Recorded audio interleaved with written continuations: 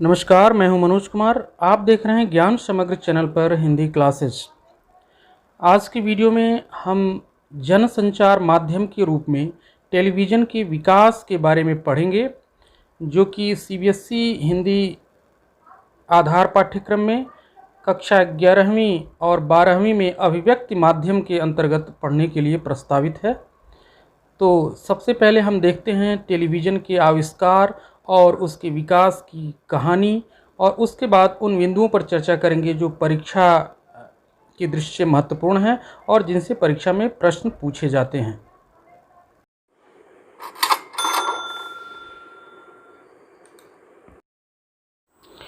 आज टेलीविज़न सबसे लोकप्रिय एवं ताकतवर जनसंचार माध्यम के रूप में हमारे सामने है।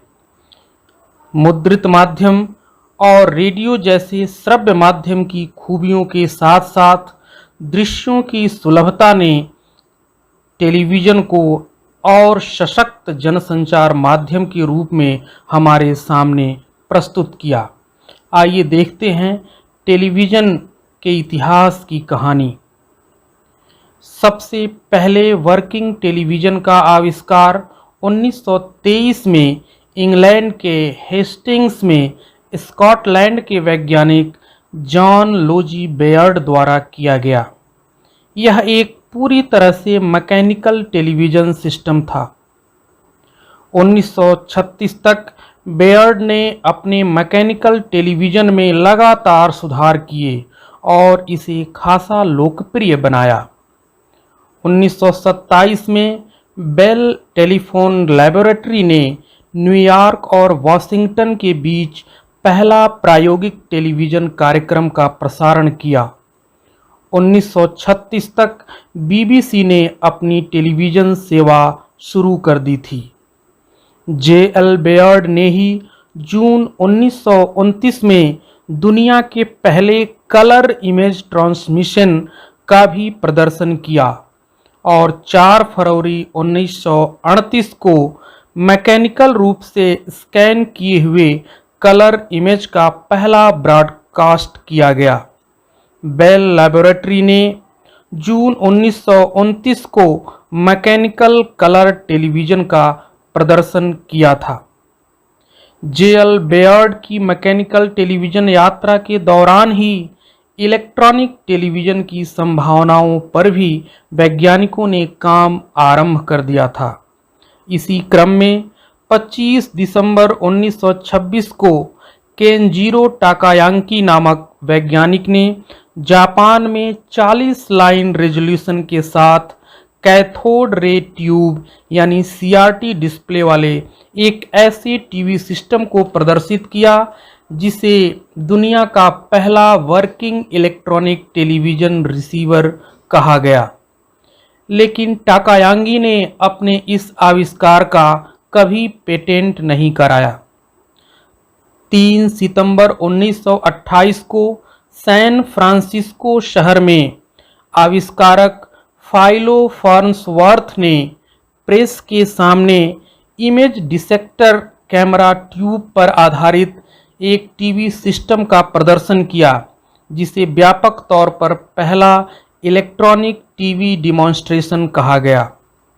1929 तक इस सिस्टम के सभी मैकेनिकल पार्ट्स को हटाकर इसे पूरी तरह इलेक्ट्रॉनिक टेलीविज़न का रूप दिया गया। शुरुआत में मैकेनिकल टेलीविज़न की तरह ही इलेक्ट्रॉनिक टेलीविज़न में भी केवल ब्लैक एंड वाइट तस्वीरों को प्रदर्शित किया जा सकता था, लेकिन समय के साथ तकनीकी में सुधार हुए और रंगीन इलेक्ट्रॉनिक टेलीविज़न की शुरुआत हुई। अब तक टेलीविज़न के ब्रॉडकास्ट के लिए एनालॉग सिग्नल का सहारा लिया जाता था, लेकिन कंप्यूटर की डिजिटल तकनीकी के विकास ने टेलीविज़न की दुनिया में एक क्रांति ला दी और 1990 के बाद धीरे धीरे एनालॉग सिग्नल पर आधारित टेलीविज़न ट्रांसमिशन के स्थान पर डिजिटल ट्रांसमिशन का उपयोग किया जाने लगा। डिजिटल तकनीकी के आने से न केवल टेलीविज़न ब्रॉडकास्ट की तकनीकी में सुधार हुआ, बल्कि पिक्चर और साउंड क्वालिटी में भी अधिक बेहतरी आई। समय के साथ टीवी सेट में भी बदलाव हुए और अब पुराने ज़माने के बॉक्स टेलीविज़न सेट बीते ज़माने की चीज़ें हो गए हैं। अब तो स्मार्ट टीवी और 3D टीवी का चलन तेजी से बढ़ रहा है। भारत में टेलीविज़न की शुरुआत यूनेस्को की एक शैक्षिक परियोजना के तहत 15 सितंबर 1959 को हुई थी। इसका मकसद टेलीविज़न के जरिए शिक्षा और सामुदायिक विकास को प्रोत्साहित करना था। इसके तहत दिल्ली के आसपास के गांवों में 2 टीवी सेट लगाए गए, जिन्हें 2000 लोगों ने देखा। यह हफ्ते में 2 बार 1-1 घंटे के लिए दिखाया जाता था। लेकिन 1965 में स्वतंत्रता दिवस से भारत में विधिवत टीवी सेवा की शुरुआत हुई। तब रोज 1 घंटे के लिए टीवी कार्यक्रम दिखाया जाने लगा। 1975 तक दिल्ली, मुंबई, श्रीनगर, अमृतसर, कोलकाता, मद्रास और लखनऊ में टीवी सेंटर खोले गए। लेकिन 1976 तक टीवी सेवा आकाशवाणी के हिस्से के रूप में काम कर रही थी। अप्रैल 1976 से इसे अलग कर दिया गया और दूरदर्शन नाम से एक अलग संस्था बनाई गई। 1984 में इसकी रजत जयंती मनाई गई। स्वर्गीय प्रधानमंत्री श्रीमती इंदिरा गांधी को दूरदर्शन की ताकत का एहसास था। 1980 में श्रीमती इंदिरा गांधी ने प्रोफेसर PC जोशी की अध्यक्षता में दूरदर्शन के कार्यक्रमों की गुणवत्ता में सुधार के लिए एक समिति गठित की। समिति के मुताबिक जनसंचार माध्यम के रूप में भारत में दूरदर्शन के निम्नलिखित उद्देश्य होने चाहिए, जैसे सामाजिक परिवर्तन, राष्ट्रीय एकता, वैज्ञानिक चेतना का विकास, परिवार कल्याण को प्रोत्साहन, कृषि विकास, पर्यावरण संरक्षण, सामाजिक विकास, खेल संस्कृति का विकास, सांस्कृतिक धरोहर को प्रोत्साहन। दूरदर्शन ने देश की सूचना, शिक्षा और मनोरंजन की जरूरतों को पूरा करने की दिशा में उल्लेखनीय सेवा की है, लेकिन लंबे समय तक सरकारी नियंत्रण में रहने के कारण ताजगी का अभाव खटकने लगा और पत्रकारिता के निष्पक्ष माध्यम के तौर पर यह अपनी जगह नहीं बना पाया। अलबत्ता मनोरंजन के एक लोकप्रिय माध्यम के तौर पर इसमें अपनी एक खास जगह बना ली है। 1991 में खाड़ी युद्ध के दौरान दुनिया भर के लोगों ने केबल टीवी के जरिए युद्ध का सीधा प्रसारण देखा। यह एक अलग ही तरह का अनुभव था। बाद में यह भी कहा गया कि यह युद्ध जितना अमेरिकी सेनाओं ने लड़ा, उतना ही CNN और केबल न्यूज़ नेटवर्क के नाम के टीवी चैनल ने लड़ा। इसके बाद भारत में भी टीवी की दुनिया में निजी चैनलों की शुरुआत हुई। आरंभ में विदेशी चैनलों को प्रसारण की अनुमति दी गई और इसके साथ ही भारत में CNN, BBC जैसे चैनल दिखाए जाने लगे। जल्दी ही स्टार टीवी जैसे चैनलों ने अपने भारत में केंद्रित समाचार चैनल भी आरंभ किए। इसके अलावा डिस्कवरी, नेशनल ज्योग्राफी जैसे शैक्षिक और मनोरंजन चैनलों के साथ FTV, MTV व VTV जैसे विशुद्ध पश्चिमी किस्म के चैनल भी दिखाए जाने लगे। कुछ लोगों ने इसे देश पर सांस्कृतिक हमला भी कहा और इन चैनलों का विरोध भी किया। लेकिन टेलीविज़न का असली विस्तार तब हुआ जब भारत में देशी निजी चैनलों की बाढ़ आने लगी। अक्टूबर 1993 में GTV और स्टार टीवी के बीच अनुबंध हुआ। उसके बाद समाचार के क्षेत्र में भी जी न्यूज़ और स्टार न्यूज़ नामक चैनल आए और सन 2002 में आज तक के स्वतंत्र चैनल के रूप में आने के बाद तो जैसे समाचार चैनलों की बाढ़ आ गई। जहां पहले हमारे सार्वजनिक प्रसारक दूरदर्शन का उद्देश्य राष्ट्र निर्माण और सामाजिक उन्नयन था, वहीं इन निजी चैनलों का मकसद व्यावसायिक लाभ कमाना रह गया। इससे जहां टेलीविज़न समाचार को निष्पक्षता की पहचान मिली, उसमें ताजगी आई और वह पेशेवर हुआ, वहीं एक अंधी होड़ के कारण अनेक बार पत्रकारिता के मूल्यों और उसकी नैतिकता का भी हनन हुआ। इसके बावजूद आज पूरे भारत में 2000 से अधिक चैनल प्रसारित हो रहे हैं और रोज नए नए प्राइवेट चैनलों की बाढ़ आ रही है।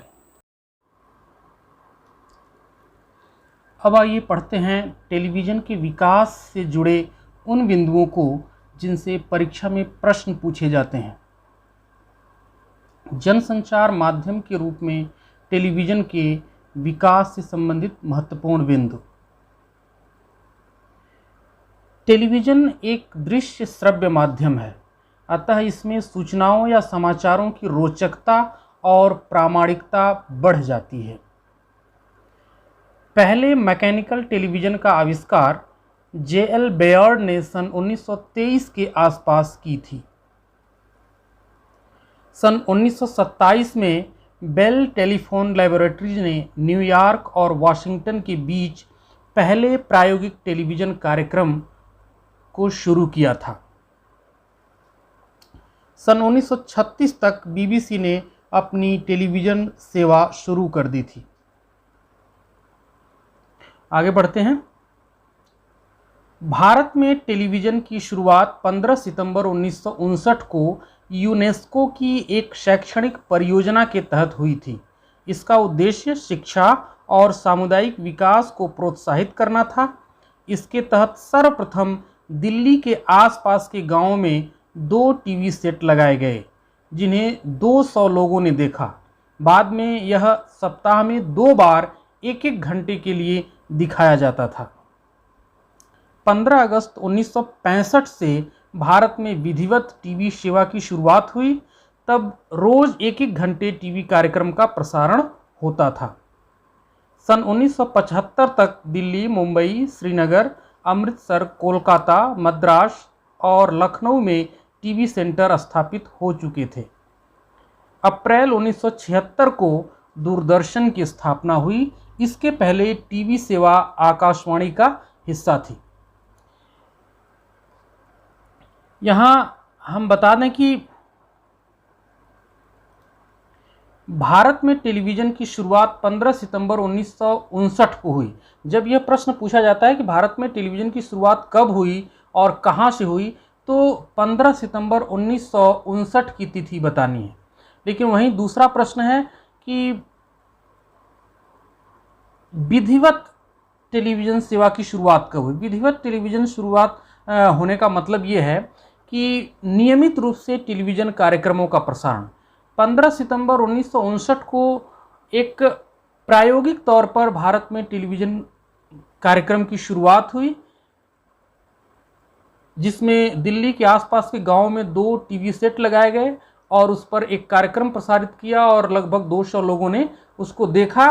बाद में इसको एक सप्ताह में 1 बार या 2 बार 1-1 घंटे के लिए प्रसारित किया जाता था, लेकिन इसमें कोई नियमितता नहीं थी इस कार्यक्रम में।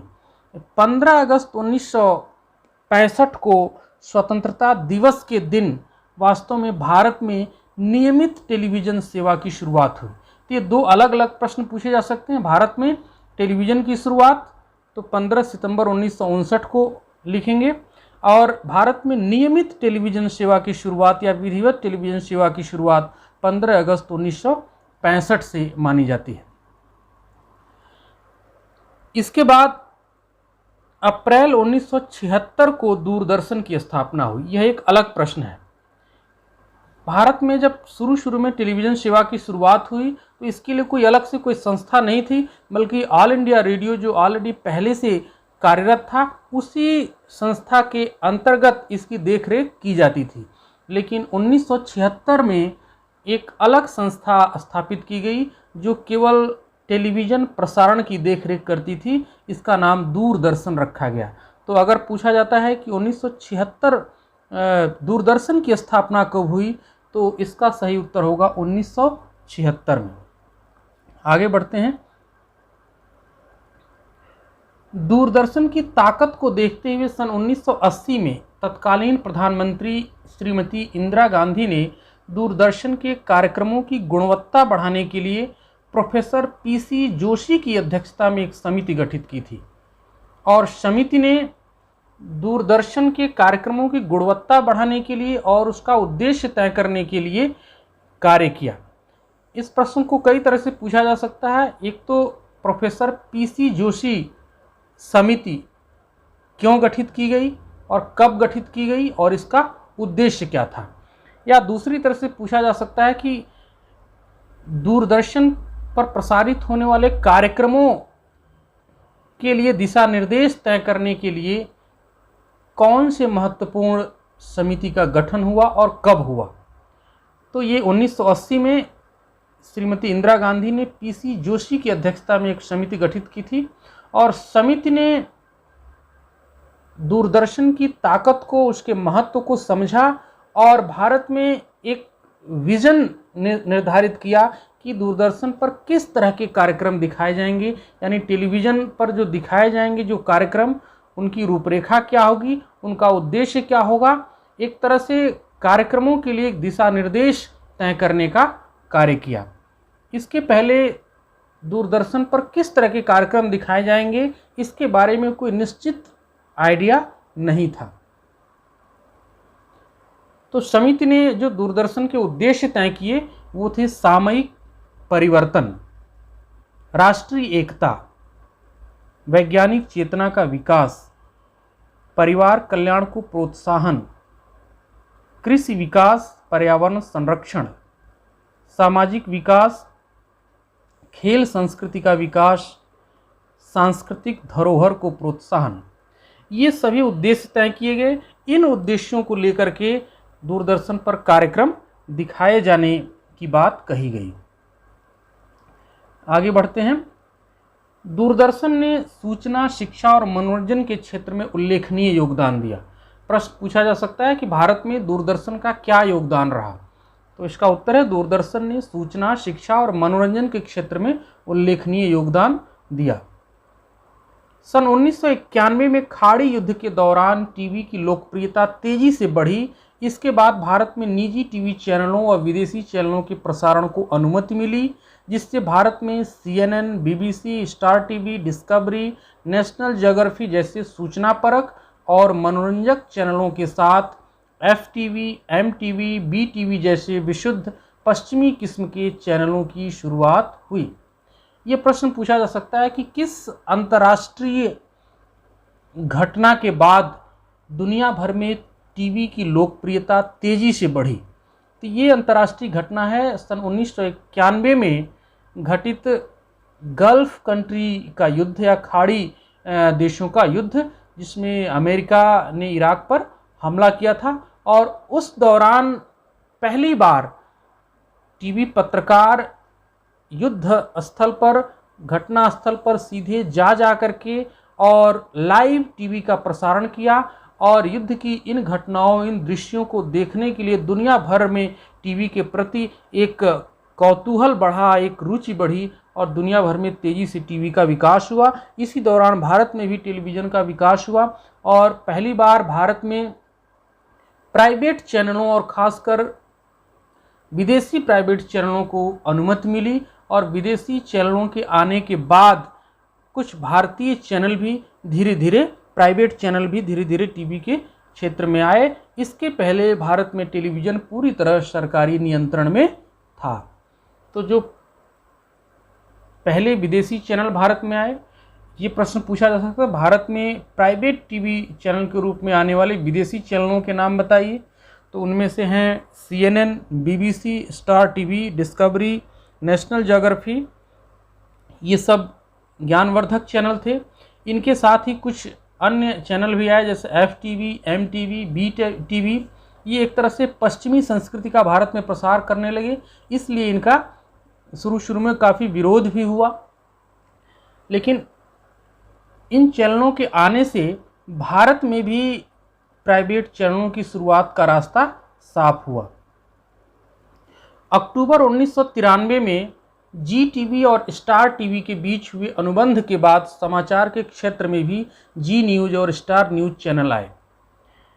स्टार टीवी विदेशी चैनल था। भारत में 1993 में पहला जो भारतीय प्राइवेट चैनल आया वो है GTV और इस GTV ने विदेशी चैनल स्टार टीवी के साथ एक एग्रीमेंट किया और उसके बाद दोनों चैनलों ने मिल करके भारत में प्राइवेट न्यूज़ चैनल की स्थापना की। जी न्यूज़ ने अलग न्यूज़ चैनल बनाया और स्टार न्यूज़ ने अलग न्यूज़ चैनल बनाया। इसके पहले न्यूज़ केवल दूरदर्शन पर दिखाया जाता था। प्राइवेट न्यूज़ चैनल की शुरुआत सबसे पहले जी न्यूज़ ने की और उसके बाद सन 2002 में दूसरा प्राइवेट न्यूज़ चैनल बना आज तक। इसके बाद तमाम news channel private news channel आगे आए। तो ये महत्वपूर्ण बिंदु है कि पहला भारतीय प्राइवेट न्यूज़ चैनल कौन सा है। तो पहला भारतीय प्राइवेट न्यूज़ चैनल जी न्यूज़ है और उसके बाद दूसरा जो है भारतीय प्राइवेट न्यूज़ चैनल वो है आज तक। आगे बढ़ते हैं। सार्वजनिक क्षेत्र के टीवी चैनल दूरदर्शन का उद्देश्य जहां राष्ट्र निर्माण और सामाजिक उत्थान था, वहीं निजी चैनलों का उद्देश्य व्यावसायिक लाभ कमाना था। दूरदर्शन का उद्देश्य पीसी जोशी समिति ने तय किया था, जिसमें महत्वपूर्ण था राष्ट्र निर्माण, सामाजिक उत्थान, पर्यावरण संरक्षण, वैज्ञानिक चेतना का विकास। ये सब कुछ महत्वपूर्ण लक्ष्य तय किए गए थे और उन्हीं उद्देश्यों को लेकर के कार्यक्रम प्रसारित किए जाते थे। लेकिन निजी चैनलों के आने से टेलीविज़न पूरी तरह से व्यावसायिक हो गया, क्योंकि निजी चैनलों का उद्देश्य था ऐसे कार्यक्रम दिखाना जिसको अधिक से अधिक लोग पसंद करें और उनको अधिक से अधिक लाभ मिल सके। इस तरह से टेलीविज़न चैनल एक तरह से व्यावसायिक उद्देश्य को लेकर के काम करने लगे और पैसा कमाना उनका प्रमुख उद्देश्य हो गया। निजी समाचार चैनलों के विस्तार से समाचारों में निष्पक्षता व ताजगी आई और वह अधिक पेशेवर हुआ। वहीं अंधी होड़ के कारण पत्रकारिता के मूल्यों व नैतिकता का हनन हुआ। ये बहुत ही महत्वपूर्ण बिंदु है। इससे प्रश्न पूछे जा सकते हैं कि निजी समाचार चैनलों के आने से समाचार में क्या अंतर आया, या भारत में निजी समाचार चैनलों के आगमन से समाचारों पर क्या असर पड़ा। तो इसका असर ये पड़ा कि समाचारों में अधिक निष्पक्षता आई और ताजगी आई। पहले केवल सरकारी न्यूज़ चैनल था तो ऐसा माना जाता था कि ये सरकार के विरुद्ध कोई समाचार नहीं दिखाता है, लेकिन प्राइवेट न्यूज़ चैनलों के आने से समाचारों में एक तरह से निष्पक्षता आई और प्रतियोगिता बढ़ने से नई नई तकनीकी का इस्तेमाल हुआ। इस तरह से खबरों में एक ताजगी भी आई। इस तरह से देखा जाए तो न्यूज़ चैनल अधिक पेशेवर हुआ, लेकिन दूसरी तरफ इसका नुकसान भी हुआ। अंधी होड़ के कारण, अंधी प्रतियोगिता के कारण जो पत्रकारिता के मूल्य हैं उनका हनन हुआ, उनमें गिरावट आई, नैतिकता में गिरावट आई। सबसे तेज और सनसनीखेज खबरों को दिखाने के लिए अलग अलग न्यूज़ चैनलों ने कई बार गलत खबरों को भी प्रसारित किया और कई बार गलत तरीके से खबरों को प्रसारित किया। इससे मूल्यों और नैतिकता में गिरावट आई। वर्तमान में भारत में 200 से अधिक चैनल प्रसारित होते हैं। तो आज के लिए बस इतना ही। अगले वीडियो में पढ़ेंगे सिनेमा के विकास के बारे में।